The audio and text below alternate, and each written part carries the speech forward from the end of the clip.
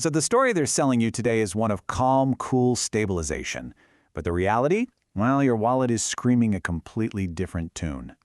On paper, sure, things are supposedly settling down. But at the gas station, at the airport check-in, pretty much anywhere you spend money, you can feel the friction building. Let's dive into the data and see where this disconnect really lives. The latest numbers just dropped from the Bureau of Labor Statistics. And yep, headline inflation is up 3.3% over the last year. That's a number you don't just read, you feel it. But, when you dig into the details, it gets even more intense. I mean, if you've even looked at booking a flight lately, this number won't be a shock. Airline fares, they're up a staggering 14.9% year over year. That's not a rounding error, my friends. That's a canceled vacation. All right, let's break this down. Because right now, the story of the economy is really a tale of two different numbers. The one they talk about on the news and the one that actually empties your bank account. So what's really pushing that headline number up? Well, the data is pointing right at the gas pump and your daily commute. Now, policymakers, they love to talk about the sanitized core inflation number, the one that conveniently ignores messy things like food and energy. But here's the thing, you can't exactly opt out of eating or driving, can you? And this right here, this is the central tension, isn't it? The core number is an abstraction, a neat little tool for economists. The headline number, though, that's the one that decides what's left in your budget at the end of the month. And look, this isn't just some math problem on a spreadsheet. It's a full-blown confidence crisis. The New York Fed's latest survey, it confirms exactly what we're all feeling. People are feeling the squeeze. They expect prices to just keep climbing, and they're, quote, getting more pessimistic about their own finances. So here's the crucial question, the one everyone is asking. Was March just a blip, a temporary spike thanks to energy prices? Or are we watching inflation get its second wind?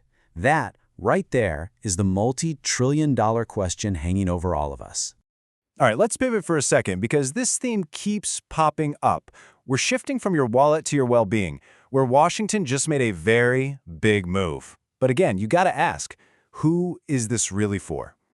Okay, get this. The Centers for Medicare and Medicaid Services, that's CMS, just finalized a huge payment increase to Medicare Advantage plans for next year.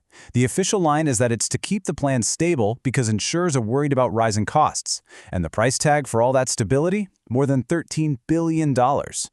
And just so we're all on the same page, Medicare Advantage plans are basically private insurance companies that the government pays with our tax dollars to provide Medicare benefits. Simple as that. And boom, there it is again, the disconnect, right out in the open.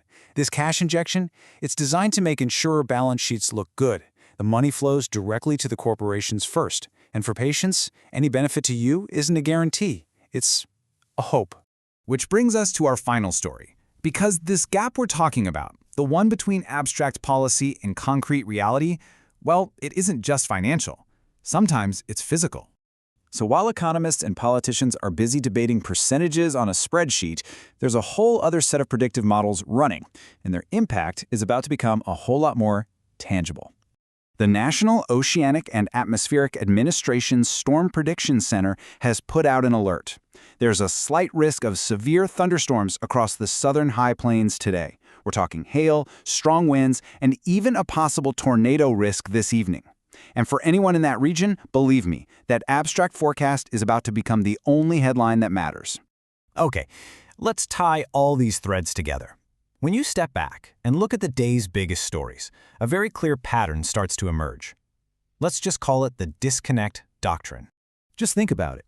In the economy, the official story is core inflation is cooling. The lived reality is your gas and travel costs are soaring. In healthcare, the system gets a $13 billion injection. Your reality is that any benefit to you is theoretical at best. And with the environment, we have abstract risk models. But for some people, the lived reality tonight will be actual hail and tornadoes. So it all comes down to one final question. This gap we've been mapping out, the one between the spreadsheet and the street. How wide does it have to get before it stops being an interesting data point and everyone starts calling it what it actually is, a crisis? Nova the Optimal AI, signing off.